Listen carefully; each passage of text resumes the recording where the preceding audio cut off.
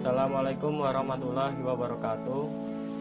Perkenalkan, kami dari kelompok D2 Praktikum Perencanaan dan Pengendalian Produksi. Saya Yusli Ardian, NIM 122180011. 1221 Saya Wahyu Isnaidi, NIM 122180016. Baik, di sini saya akan menjelaskan kajian hasil jurnal dengan judul penjadwalan produksi dengan metode non-delay. Studi kasus bengkel bubut Sepi Sintong. Lanjut, ini adalah nama-nama dari kelompok 2 Pluk D. Di sini saya akan memperkenalkan terlebih dahulu mengenai penjadwalan. Dalam penjadwalan itu ada dua, yang pertama ada flow shop, kemudian ada job shop. Nah, job shop merupakan jenis aliran proses produksi yang digunakan untuk produk-produk dengan jumlah produksi yang sedikit tetapi banyak model atau variannya.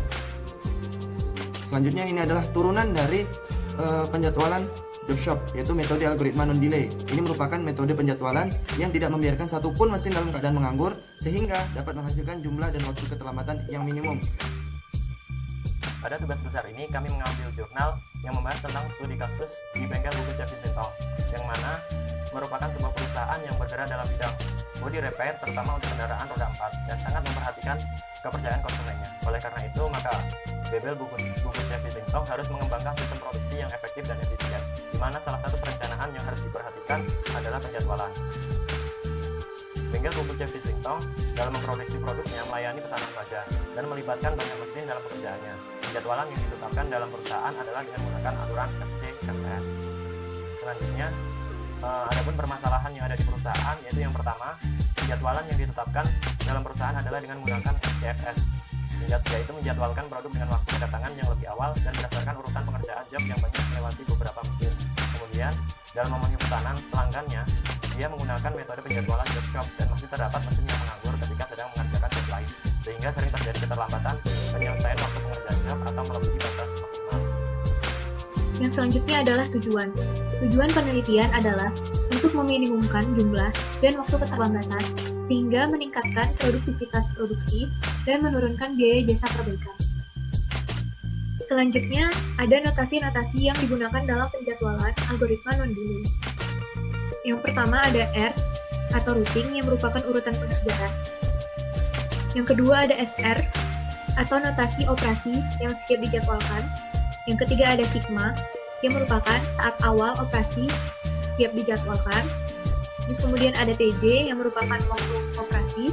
Terus ada sigma J yang merupakan waktu total operasi yang didapatkan dari TJ ditambah dengan sigma. Kemudian ada M bintang yang merupakan mesin yang dipilih. Dan ada PS yang merupakan produk terpilih. Langkah penjadwalan algoritma non-delay. Yang pertama, kita harus memprioritaskan sigma yang paling kecil yang kita dapat dari pengumpulan data. Setelah itu, yang kedua, kita memilih mesin, karena urutan pengerjaan boleh dilakukan oleh beberapa mesin yang berbeda. Yang ketiga, jika terdapat dua mesin yang sigmanya sama, maka pilihlah yang paling kecil. Dan jika sigmanya jumlahnya juga sama, maka pilihlah waktu proses yang paling kecil.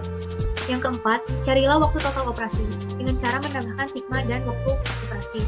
Yang kelima, pilihlah mesin dan produk. Ulangi langkah pertama sampai langkah kelima. Baik, di dalam pengumpulan data, di sini kita terlebih dahulu harus mengurutkan pengerjaan job, yang mana terdiri atas 6 job dan masing-masingnya memiliki urutan yang berbeda-beda.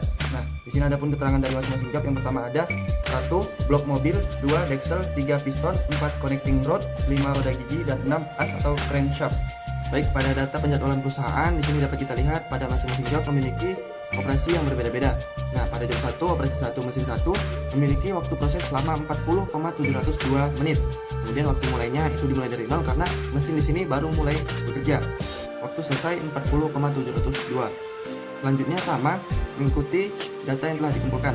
Kemudian pada job 2, operasi 1 mesin 1, waktu proses memiliki waktu proses selama 55,636 menit. Dan waktu mulainya dimulai dari 40,702 menit. Karena apa? Karena di sini mesin 1 pada job 1 telah digunakan selama 40,702 menit. Nah, makanya dilanjut langsung kepada job 2. Nah, kemudian waktu selesai yang digunakan pada mesin 1 job 2 selama 96,338 menit. Selanjutnya sama juga, mengikuti sesuai data yang telah dikumpulkan. Data penjadwalan perusahaan selanjutnya untuk job 3, 4, 5, dan 6 sesuai yang dijelaskan Wahyu sebelumnya, sehingga di sini didapatkan waktu selesai sebesar 918,184 menit. Adapun penjadwalan mesin algoritma non-delay yang akan menyelesaikan permasalahan perusahaan, yang pertama kita memasukkan SR. SR terdiri dari produk, routing, dan mesin. Kemudian kita masukkan awal waktu operasinya. Sini masih 0 karena belum ada mesin yang dijadwalkan. Kita masukkan waktu operasi sesuai data yang ada, menghitung total waktu operasi, merupakan penambahan dari awal waktu operasi dan waktu operasi. Di jadwal non-delay kita memprioritaskan awal waktu operasi, namun di sini masih 0 sehingga kita melihat waktu operasi. Di sini terdapat waktu operasi terkecil yaitu 40 dan 86 menit. Di sini kita dapat langsung menjadwalkan di dua mesin karena produk berada di mesin yang berbeda, sehingga produk terpilih adalah produk 1 dan 3 dilihat dari angka SR yang depan, dan mesin terpilihnya 18 dilihat dari angka SR yang belakang. Kemudian total waktu operasinya diletakkan di mesin 1 dan mesin belakang. Terus selanjutnya akan seperti itu, kita meletakkan SR, memasukkan SR, awal waktu operasi, jangan lupa ada yang berpengaruh, dan melihat awal waktu operasi yang paling kecil. Selanjutnya ada routing yang ketiga. Pengerjaannya sama seperti sebelumnya. Yang pertama kita lihat sigma yang paling kecil. Sigma yang paling kecil di sini ada 229,728 sebanyak 2, ada di mesin 7 dan ada di mesin 4. Karena memiliki sigma yang sama, maka kita lihat dari waktu operasinya. Waktu operasinya yang paling kecil itu ada di mesin 7 yaitu 11,756. Maka itu diprioritaskan terlebih dahulu. Kemudian kita pilih mesin. Di sini terdapat mesin 4, mesin 9, mesin 7, mesin belakang, dan mesin 4 lagi. Jadi di sini terdapat 2 mesin 4. Karena terdapat 2 mesin 4, maka dipilih mesin yang memiliki sigma paling kecil, yaitu 229,728. Selanjutnya, kita menghitung nilai dari total waktu operasinya. Jadi, cara mencarinya itu ditambah sigma ditambah dengan TJ, maka itu diperoleh hasilnya 331,016. Setelah itu kita memilih produk, yaitu produk itu yang ada di depannya. Jadi kita tulis 2456. Kemudian kita pilih mesinnya yaitu 9784. Langkah selanjutnya seperti itu sampai routing ke 7. Selanjutnya kita bisa melihat Gantt chart. Di Gantt chart di mesin 1 ada 3 job yang harus diselesaikan, yaitu job 1, job 2, dan job 6. Di mesin 2 ada job 1 yang harus diselesaikan, dan begitu pun seterusnya. Gantt chart diperoleh dari pengolahan data yang ini yang di awal. Jadi yang di mesin 1 kita bisa lihat di sini ada di routing 1 itu ada di mesin 1 dan produk 1 itu ada TJ sebesar 40,072. Maka kita tuliskan di Gantt chart di mesin 1 ada produk 1 sebesar 40,072.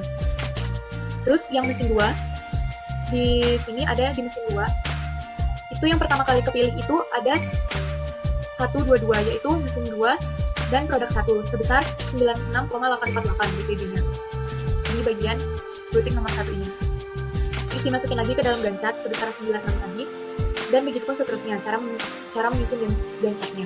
Dari hasil pengolahan data penjadwalan mesin algoritma non-delay, di sini masing-masing mesin yang terdiri atas 11 mesin telah mendapatkan waktu total yang digunakan selama pengerjaannya. Nah, di sini diperoleh max span sebesar 769,541 menit. Selanjutnya perbandingan keterlambatan sebelum menggunakan algoritma non-delay dan setelah menggunakan algoritma non-delay. Di sini kita dapat melihat bahwa keterlambatan dapat tertanggulangi dengan baik, walaupun di job 5 masih ada sedikit keterlambatan. Selanjutnya ada analisis hasil dan kesimpulan. Yang pertama itu ada perhitungan utilitas mesin pada perusahaan sebelum menggunakan algoritma non-delay. Cara mencari utilitas yaitu waktu kerja kumulatif dibagi max span dikali 100%. Waktu kerja kumulatif pada perusahaan adalah 7 jam dikali 60 menit sehingga menjadi 420 menit dibagi max span yang pertama kali sebelum menggunakan algoritma non-delay yaitu 919,184 dikalikan 100%.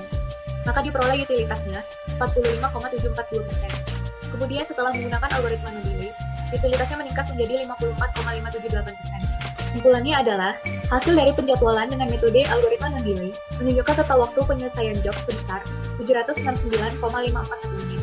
Dengan urutan proses, yang pertama harus mengerjakan job 3, job 1, job 2, job 4, job 6, dan job 5. Penjadwalan dengan metode non-delay menunjukkan total waktu penyelesaian yang lebih kecil jika dibandingkan dengan penjadwalan yang dilakukan perusahaan. Pada pengolahan data, terdapat peningkatan utilitas mesin dengan penjadwalan menggunakan algoritma non-delay sebesar 8,836%. Peningkatan utilitas ini dapat mengurangi waktu menganggur mesin, sehingga dapat meminimasi keterlambatan.